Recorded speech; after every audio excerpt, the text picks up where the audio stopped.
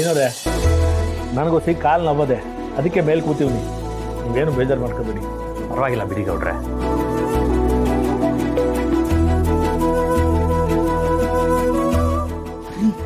ಸಿದ್ದು ಇಲ್ರಿ, ಕಾಣಿಸ್ತಿಲ್ಲ. ನಾನು ಅವನ್ನ ಬೇಕು ಅಂತ ಪಾರ್ಟಿ ಆಫೀಸ್ ಕಳ್ಸಿವ್ರಿ. ನೀವು ಸುಮ್ಕಿರೋ. ಹೌದಾ, ಒಳ್ಳೇದಾಯ್ತು ಬಿಡಿ. ಈಗ ನೋಡಿ ಅವಳಿಗೆ ಏನು ಮಾಡ್ತೀನಿ ಅಂತ. ಭಾವನಾ, ಅಲ್ಲಿ ಒಳಗಡೆ ಹೂ ಇದೆ, ತಗೊಂಡ್ ಬಾಮ್ಮ. ಹಾ ಅತ್ತೆ.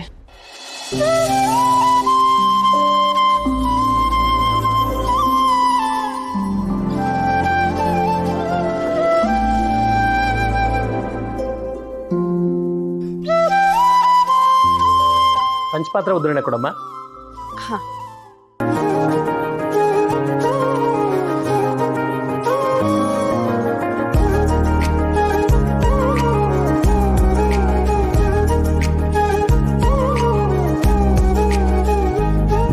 ನೈವೇದ್ಯಕ್ಕೆಲ್ಲ ರೆಡಿನಾ ಅಮ್ಮ?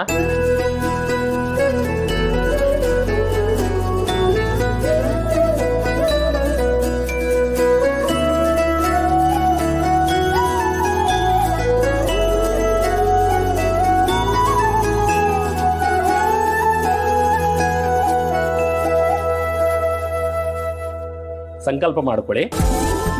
ಪೂರ್ವೋಚ್ಚರಿತ ಏವಂಗಣ ವಿಶೇಷಣ ವಸಷ್ಟಾಯಾಂ ಶುಭತಿತವ್ವ ಯಜಮಾನಸ್ಯ ನಾಮ ಗೋತ್ರೋದ್ಭವಸ್ಯಾಂ ಶಿವಗೋತ್ರೋದ್ಭವಸ್ಯಾಂ ಜವರೇಗೌಡ ಜವರೇಗೌಡ ನಾಮಧೇಯಸ್ಯಾಂ ರೇಣುಕಾ ನಾಮ್ಯಾಃ ಸಕುಟುಂಬ ಪರಿವಾರ ಸಹ ಕುಟುಂಬಸ್ಯ ಸಬಾಂಧವಸ್ಯ ನಾಮ ಸರ್ವೇಷಾಂ ಮಹಾಜನಾನಾಂ.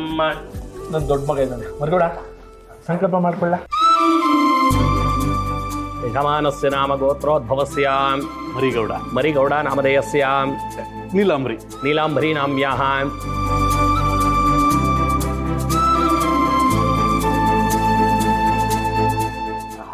ಹರೀಶ್ ಎಲ್ ಕುಮಾರ್ ಸಿಂಚನ.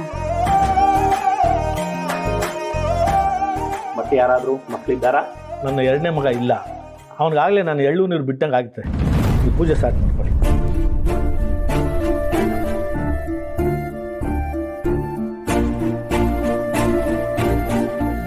ಅಕ್ಷತೆ ಕಾಳ್ತಮ್ಮಮ್ಮ.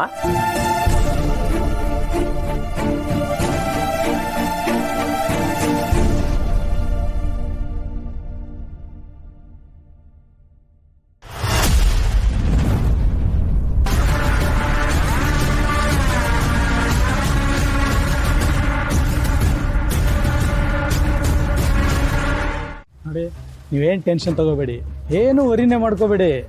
ನೀವು 1 ಲಕ್ಷ ಕೊಟ್ಟಾಗ 15,000 ಸೇರಿಸಿ ನಿಮ್ಗೆ ಯಾವ ರೀತಿ ವಾಪಸ್ ಕೊಟ್ಟೆ, ಅದೇ ಥರನೇ ಈ ದುಡ್ಡು ನಿಮ್ಗೆ ವಾಪಸ್ ಬರುತ್ತೆ. ಸರ್, ಈ ಸಲ ಇಷ್ಟು ದುಡ್ಡು ಯಾಕೆ?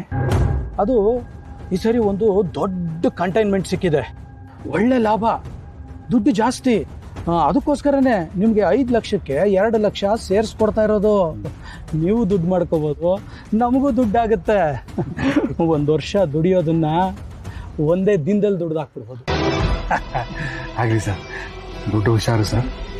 ಸರ್, ಕೆಲಸ ಅಂತ ಒಂದು ಮಾಡಿದ್ಮೇಲೆ ನಂಬಿಕೆ ಭಾಳ ಮುಖ್ಯ ಸರ್. ನಾವು ಯಾರಿಗೂ ಮೋಸ ಮಾಡಿ ಬದುಕೋ ಜನ ಅಲ್ಲ ಸರ್. ಏನೋ ನಿಮ್ಮಂಥವ್ರಿಗೆ ಸ್ವಲ್ಪ ಸಹಾಯ ಆಗುತ್ತೆ, ನಮಗೂ ಬಿಸ್ನೆಸ್ ಆಗುತ್ತೆ ಅಂತ ಅಂದ್ಬಿಟ್ಟು ನಾವು ಈ ಥರ ಮಾಡ್ತೀವಿ ಅಷ್ಟೇ. ಅಯ್ಯೋ ಇರ್ಲಿ ಬಿಡಿ ಸರ್, ಅವನು ಹಾಗೆ ಸ್ವಲ್ಪ ಟೆನ್ಷನ್ ಆಗ್ಬಿಡ್ತಾನೆ. ಹಾಂ, ಸುಂದರ್ ಅವರೇ. ಹಾಂ, ಸಂತೋಷ್ ಸರ್, ಲಾಸ್ಟ್ ಟೈಮ್ ನಿಮ್ಗೆ ದುಡ್ಡು ತಂದು ಕೊಟ್ನಲ್ಲ, ಹಾಗೆ ಇವತ್ತು ಸಾಯಂಕಾಲನೇ ನಿಮ್ಗೆ ತಂದು ಕೊಟ್ಬಿಡ್ತೀನಿ. ಹೌದಾ ಸರ್? ಸೂಪರ್ ಅಲ್ವಾ ಸರ್? ಒಳ್ಳೇದಾಯ್ತು. ಸರಿ, ನಾನು ಇನ್ನು ಬರ್ತೀನಿ. ಆಯ್ತು ಸರ್. ಕ್ಷೇಮವಾಗಿ ಹೋಗಿ ಲಾಭ. ರಾತ್ರಿ ಚೆನ್ನಾಗಿ ನಿದ್ದೆ ಮಾಡಿರೋ ಹಾಗಾಗಿದೆ ಅಂದರೆ ನಾನು ಕೊಟ್ಟಿರೋ ಮಾತ್ರೆ ಚೆನ್ನಾಗಿ ಕೆಲಸ ಮಾಡಿದೆ ಅಂತ. ಯಾವ ಕೆಲಸನೂ ಮಾಡಿಲ್ಲ ಡಾಕ್ಟರ್. ಇದೇನು ಹೀಗೆ ಹೇಳ್ತೀರಾ? ನಾನು ಕೊಟ್ಟಿರೋದು ಒಳ್ಳೆ ಡೋಸೇಜ್ ಇರೋ ಮಾತ್ರೆ. ಆ ಮಾತ್ರೆ ತಗೊಂಡ್ರೆ 8 ಗಂಟೆಗಳ ಕಾಲ ಪ್ರಪಂಚನೇ ಮರೆತೋಗೋಷ್ಟು ನಿದ್ದೆ ಬರ್ತದೆ. ಅಲ್ಲ, ನೀವು ಹೇಳ್ತಾ ಇರೋದು ನೋಡಿದ್ರೆ ನೀವು ಮಾತ್ರೆನ ನುಂಗೇ ಇಲ್ವೇನೋ ಅನ್ನೋ ಥರ ಅನುಮಾನ ಬರ್ತಿದೆ ನನಗೆ. ಅಯ್ಯೋ, ಮಾತ್ರೆ ನಾನೇ ಕೊಟ್ಟಿದ್ದೀನಿ ಡಾಕ್ಟ್ರೆ, ಮಾತ್ರೆ ತಗೊಂಡಿದ್ದಾನೆ. ಹಾಗಾದರೆ ಕೆಲಸ ಮಾಡಿರ್ಬೇಕಲ್ಲ. ನಿನ್ನೆ ರಾತ್ರಿ ನಾನು ಜಾನ್ವಿಯವ್ರನ್ನ ಇಲ್ಲೇ ನೋಡಿದೆ ಡಾಕ್ಟರ್.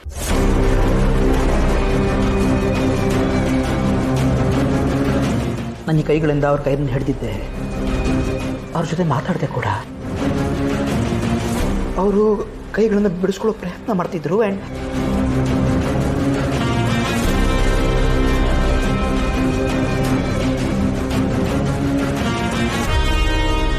ಆಮೇಲೆ ಏನಾಯ್ತು ನನಗೆ ಜ್ಞಾಪಕ ಇಲ್ಲ ಡಾಕ್ಟರ್.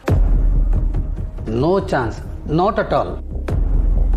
ನಮ್ಮ ಮೆಡಿಕಲ್ ಟರ್ಮ್ಸಲ್ಲಿ ಇದಕ್ಕೆ ಹ್ಯಾಲಿಸಿನೇಷನ್ ಅಂತಾರೆ. ನೀವು ಮೊದಲನೇ ಹಂತದಲ್ಲಿದ್ದೀರಾ ಅಂತ ಅನಿಸುತ್ತೆ.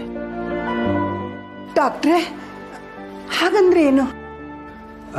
ನಿಮಗೆ ಹೇಗೆ ಅರ್ಥೈಸೋದು ನೋಡಿ, ಹ್ಯಾಲಿಸಿನೇಷನ್ ಅಂತಂದರೆ ಅದೊಂದು ಇಲ್ಯೂಷನ್ ಅಂತ, ಅಂದರೆ ಭ್ರಮೆ ಅಂತ. ಉದಾಹರಣೆಗೆ ಜಯನ್, ನಿಮ್ಮನ್ನೇ ತಗೊಳ್ಳಿ. ನಿಮ್ಮ ಮನಸ್ಸಿನಲ್ಲಿ ಯಾರಾದರೂ ಇದ್ದರೆ, ಅಂದರೆ ನಿಮ್ಮ ಕಲ್ಪನೆಯಲ್ಲಿ ಯಾರಾದರೂ ಇದ್ದರೆ, ಅವರು ಬಂದಾಗೆ ನಿಮ್ಮ ಮುಂದೆ ಓಡಾಡೋ ಹಾಗೆ, ನಿಮ್ಮನ್ನು ನೋಡಿದ ಹಾಗೆ, ಎಲ್ಲೋ ಒಂದು ಬಚ್ಚಿಟ್ಕೊಂಡು ಇವ್ರನ್ನ ಕಾಡೋ ಹಾಗೆ ಆಗುತ್ತೆ.